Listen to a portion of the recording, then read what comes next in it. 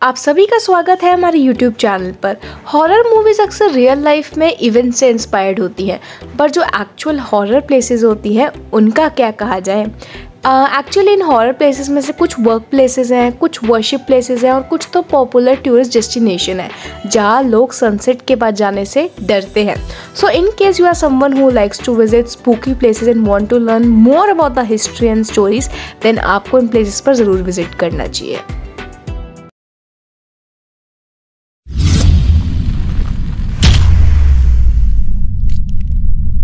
Number first पर आता है भानगढ़ फोर्ट। ये 16th सेंचुरी में बिल्ट हुआ था एंड ये सरिस्का सेंचुरी से लगभग 50 किलोमीटर दूर है एंड अरावलीज में सिचुएटेड है। मुगल सेनापति मान सिंह के छोटे भाई मदो सिंह ने इस फोर्ट को बनवाया था।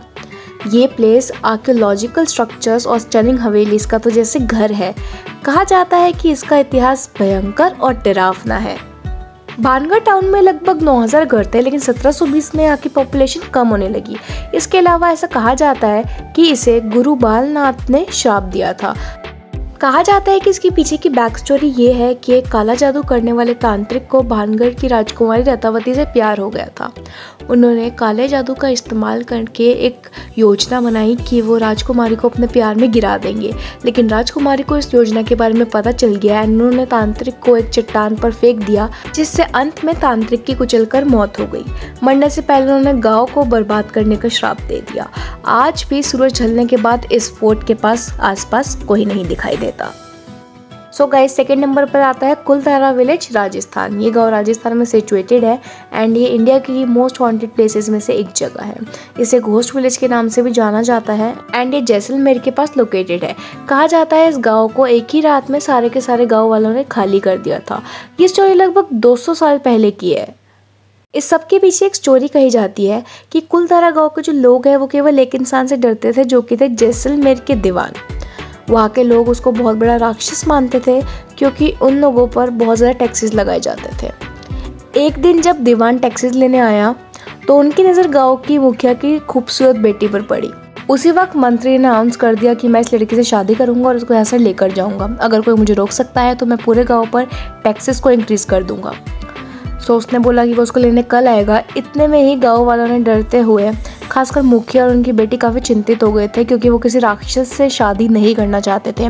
तो मुखिया ने फैसला किया कि कुलधारा और आसपास के 84 गांव से पूरे कम्युनिटी भाग जाएगी। रातों रात पूरे गांव खाली हो गए और उस दीवान को कोसते हुए सब लोगों ने अपनी भूमि को छोड़ दिया। अगले दिन जब दीवान लड़की को लेने आया तो पूरा गाँव खाली था। एक रात में कितने लोग गायब हो गए, ये आज भी रहस्य बना हुआ है। आज भी उस जगह पर काफी डरावनी आवाजें आती हैं, हिलती जुलती शैडोज दिखती हैं और कार पर बच्चों के हाथों के निशान मिलते हैं। क्या आप में इतनी हिम्मत है कि आप उस जगह पर जा पाए? अगर है तो कमेंट बॉक्स में जरूर मेंशन करेगा। सो गाइस, नंबर 3 पर आती है डूमस बीच, जो कि सूरत, गुजरात में है। इस जगह पर हिंदू अंतिम संस्कार करने भी आते हैं। कहा जाता है कि यह आत्माओं का वास है। इस डर से लोग यहाँ शाम होने के बाद नहीं आते हैं। बीच हमेशा वीरान पड़ा रहता है। लोकल्स तो अकेले इस बीच पर दोपहर में जाने से भी डरते हैं। जो भी रात में गया वो वापस नहीं लौटता, ऐसा बोला जाता है। शाम को अंधेरा होने के बाद इस बीच पर चीखने चिल्लाने की आवाज़ें आने लगती हैं। सबसे अमेजिंग बात तो ये है कि इसका सॉइल का जो कलर है वो ब्लैक है। इस बीच की हिस्ट्री किसी को नहीं पता, लेकिन लोगों का कहना ये है कि पहले यहाँ पर आत्माओं ने अपना बसेरा कर लिया था और इस चलते यहाँ की सॉइल ब्लैक हो गई है। इस बीच के पास बॉडियों को जलाया जाता है। लोगों का मानना ये है कि जिन लोगों को मोक्ष प्राप्त नहीं होता या जिनकी अकाल मृत्यु हो जाती है, उनकी आत्मा इस बीच पर आकर बस जाती है। हालांकि कुछ लोग इस बात को साफ सीधा नकार देते हैं और कहते हैं कि जो आवाज़ सुनाई देती हैं ये डॉग्स की आवाज़ें होती हैं। सो गाइज, नंबर 4 पर आता है शनिवार वाड़ा, जो कि पुणे में है। पुणे का शनिवार वाड़ा महल बहुत ही इंटरेस्टिंग है। यहाँ के लोगों को बहुत ही अजीब सी चीज़ें महसूस होती हैं यहाँ पर। इसका जो महल है उसको 18th सेंचुरी में बिल्ड किया गया था। 1881 में मराठा साम्राज्य के उदय के बाद महल भारत राजनीति का केंद्र बन गया था। तो आइए जानते हैं इसकी कुछ हिस्ट्री के बारे में। पेशवा बाजीराव ने 10 जनवरी 1730 को किले की नींव रखी थी, जिसे शनिवार वाड़ा का नाम दिया गया था। 1758 तक किले में हजारों की पॉपुलेशन में लोग रहते थे। माधवराव, विश्वासराव, नारायण राव, पेशवा बाजीराव के बेटे पेशवा नाना साहेब के 3 बेटे थे। पेशवा नाना साहेब ने पानीपत के 3rd बैटल के दौरान अपनी जान गंवा दी और उनके पहले बच्चे माधवराव उनके उत्तराधिकारी बन गए। पानीपत की थर्ड बैटल ने भी विश्वासराव की जान ले ली थी। कुछ दिनों बाद माधवराव अपने भाई की डेथ के कारण शौक में मर गए। ऐसे में राजकुमार नारायण राव राजा बनने वाले थे एंड वो उस टाइम सिर्फ 16 साल के थे। कम उम्र के कारण रघुनाथ राव ने साम्राज्य की जिम्मेदारी ली और इससे उनका राज शुरू हो गया। 1828 में जो शनिवार वाड़ा उसके अंदर आग लग गई थी एंड इसकी वजह से शनिवार वाड़ा खंडर है। कहा जाता है कि रघुनाथ राव राजकुमार को पसंद नहीं करते थे। एक दिन उन्होंने किसी की मदद से राजकुमार को मार डाला और उसके शरीर के छोटे छोटे टुकड़े कर नदी में फेंक दिए। आज भी लोगों का कहना यही है कि कभी कभार राजकुमार की चीख काका माला वाचवा यानी कि काका मुझे बचाओ सुनाई देती है। ब्लॉकबस्टर फिल्म बाजीराव मस्तानी इसी पर स्थित है एंड उसकी शूटिंग भी शनिवार वाड़ा में हुई थी। नंबर 5 पर आती है भूली भटियारी जो कि दिल्ली में है। इसका पूरा नाम है भूली भटियारी का महल एंड इसकी स्टोरी बहुत ज़्यादा इंटरेस्टिंग है। इसे लगभग 14वीं सेंचुरी में बनाया गया था। ये महल दिल्ली के सेंट्रल रिच फॉरेस्ट में सिचुएटेड है।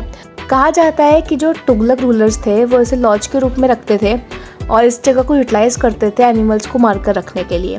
लेकिन तुगलक रूलर्स के बाद ये महल खंडर के रूप में हो गया था और लोगों के लिए बहुत ही स्केरी सी प्लेस बन गई थी। आज भी इस महल से जानवर की अजीब गरीब आवाज़ें सुनाई देती हैं। ये जगह दिन में भी डरावनी लगती है तो लोग इस जगह से दूर ही रहते हैं। बट इसका नाम भूली भटियारी कैसे पड़ा आपको पता है?